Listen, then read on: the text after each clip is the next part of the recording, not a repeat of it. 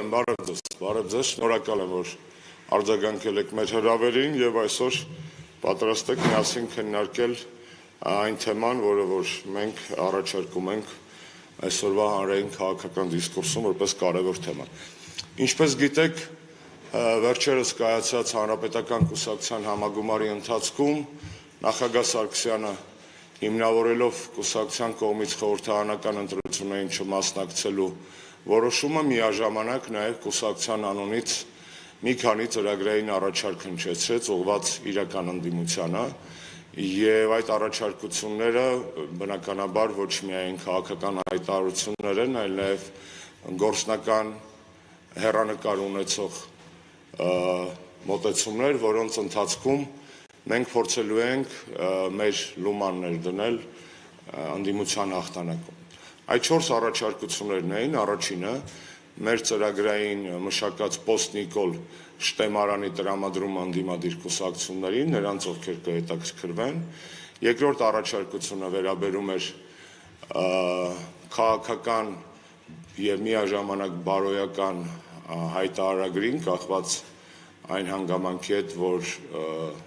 ոչ միայն կուսակցությունները ընդդիմադիր, այլ նաև իրենց ցուցակում ներառված առաջին 30 համարները կվերցնեն իրենց վրա նաև անձնական, բարոյական, բացի քաղաքականից պարտավորություն որևէ կերպ չհամագործակցել Նիկոլ Փաշինյանի կուսակցության հետ հետընտրական շրջանում, բնականաբար ավելի կարևոր է։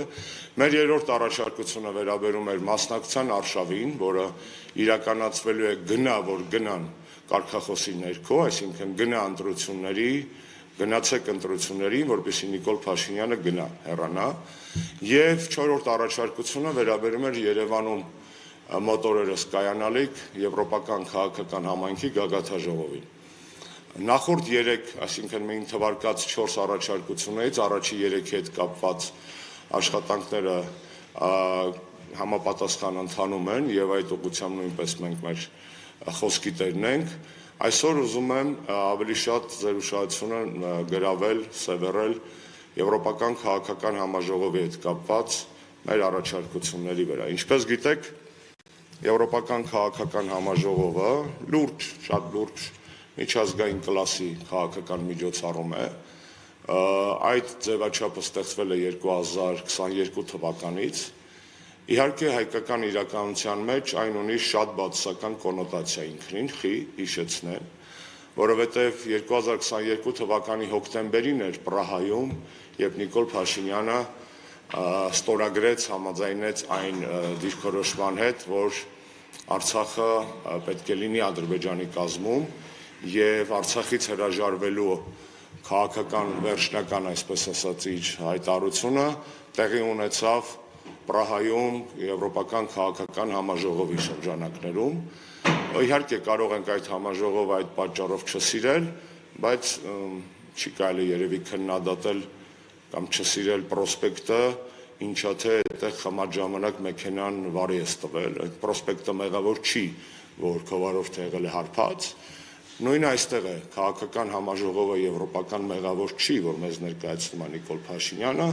մեղավոր այնքանով, որքանով այդ քաղաքական լիդերները եվրոպական օգտագործում են Նիկոլի գործոնը ընդդեմ փաստացի հայկական շահերի եւ հայ ժողովրդի շահերի, առաջնորդվելով սեփական գերակայություններով, բայց համաձայնենք, որ մեր մեղադրանքի առաջի թիրախ այդ իմաստով եվրոպական առաջնորդները չեն, որքան Հայաստանը ներկայացնող ռեժիմը եւ ինքներս մենք, որովհետեւ հանդուրժում ենք այդ ռեժիմի առկայությունը առ այսօր։ Ինչևէ, ինչու են գալիս Երևան։ Գալիս են Երևան պարզ պատճառով։ Եվրոպական քաղաքական համաժողովի այդ անդամ են, ինչպես ԵՄ անդամ երկրները, այնպես էլ ոչ ԵՄ անդամ երկրները։ Ոչ ԵՄ անդամ երկրները ներառում են ոչ միայն հետսովետական երկրները, ինչպիսին Ուկրաինա, Մոլդովա, Վրաստան, Հայաստան եւ այլն, այլ նաեւ բալկանյան երկրներ, Թուրքիա եւ երկրներ, որոնք Եվրոպայեն, բայց ԵՄ անդամ չեն, քաղաքական իմաստով Նորվեգիա, Իսլանդիա, Մեծ Բրիտանիա եւ այլն։ Եվ քաղաքական այդ մարմինը տարին 2 անգամ գագաթաժողով է անում։ Մի հատ անում է ԵՄ շրջանակներում, մի գագաթաժողով, մյուսը անում է ոչ ԵՄ շրջանակներում։ Հիմա նախորդը եղել է Դանիայում, ԵՄ սահմաններում, գալիքը պետք է լիներ ԵՄ սահմաններից դուրս։ Այս սա մանրամասնում եմ, որպեսզի մենք հասկանանք նաև տրամաբանությունը եւ այդ գործողությունների եւ մեր առաջարկվող ծրագրի։ Երբ որ եվրոպական առաջնորդները որոշում կայացրեցին համաժողովը հենց այս ժամանակահատվածում կազմակերպել Երևանում, ակնհայտ է, որ չեն առաջնորդվել պարզապես մի հատ ԵՄ, մի հատ ոչ ԵՄ սկզբունքով, այլ որոշել են գալ հենց Երևան, հենց այս օրերին, որպեսզի իրենց քաղաքական աջակցությունը հայտնեն Հայաստանում գործող դավաճանական ռեժիմին։ Եվ սա է Երևանում այս օրերին կազմակերպվելիք Եվրոպական քաղաքական հանրույթի համայնքի գագաթնաժողովի բուն ուղերձը, ինչը կտրականապես մերժելի է որպես երևույթ, որովհետև ակնհայտ է, որ իր մեջ պարունակում է նախընտրական միջամտության հստակ էլեմենտներ, անգլերեն դա կոչվում է electoral interference։ Այն ինչ որ եվրոպական համայնքը մշտապես քննադատում է այլ երկրների պարագայում, օրինակ մեղադրում է Ռուսաստանին, Մոլդովայի ընտրությունների միջամտելու կամ Թուրքիային, Բալկանյան երկրների ընտրությունների միջամտելու, ինքը անում է Հայաստանում։ Այսինքն լավ է, այս ձևաչափը լավն է, այս ձևաչափը պետք է մի օր գար Հայաստան, վատ է, որ գալիս է հենց այս ժամանակահատվածում եւ հենց այս մտադրությամբ։ Այսինքն լավ բանը վատ առիթով մեզ վրա փորձում են փաթաթել եւ սա իհարկե մերժելի է որպես քաղաքական որոշում եւ մոտեցում։ Գագաթնաժողովը, այսպես ասած, Նիկոլ Փաշինյանը փորձելու է վերածել իր նախընտրական քեֆի, նախընտրական խնջույքի։ Ակնհայտ է, որ բնական անվտանգային միջոցառումներից բացի Նիկոլ Փաշինյանը ամեն ինչ անելու է, որպեսզի եվրոպական հանրույթի ղեկավարները, իսկ դրանք մոտավորապես 40 երկրների պատվիրակություններ են, մի մասը առաջնորդած ղեկավարությամբ, մյուսը այլ կառավարական ներկայացուցիչները, որպեսզի այդ մարդկանց մեկուսացնի Հայաստանից եւ այլ ժողովրդից։ Այսինքն դուք տեսնում եք արդեն, քաղաքում երևում են այդ նախապատրաստական աշխատանքները, Նիկոլը ամեն ինչ անելու է, որ կոպիտ ասած իր քեֆը չհարանվի եւ եվրոպական առաջնորդները չառերեսվեն իրական Հայաստանի, մեր իրական Հայաստանի, ոչ թե Նիկոլի իրական Հայաստանի խնդիրների, ցավերի, շահերի եւ դժգոհության հետ։ Այն առաջարկը, որ մենք անում ենք, շատ պարզ է։ Այդ առաջարկը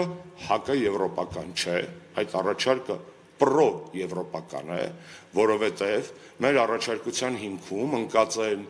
իրական արժեքները եվրոպական, ինչպիսին են ազատությունը, արժանապատվությունը, մարդու իրավունքները, օրենքի գերակայությունը, դեմոկրատիան, քաղաքական հետապնդումների բացակայությունը, ազատ մամուլը, այն ամենը, ինչ ոտնահարված է Հայաստանում այսօր։ Եվ չգիտեմ, գիտեք արդեն թե չէ, կա համապատասխան պաշտոնական կայք, բացվել է եւ իրենք ունեն իրենց խորհրդանիշը։ Երկու sense կլորակներ են,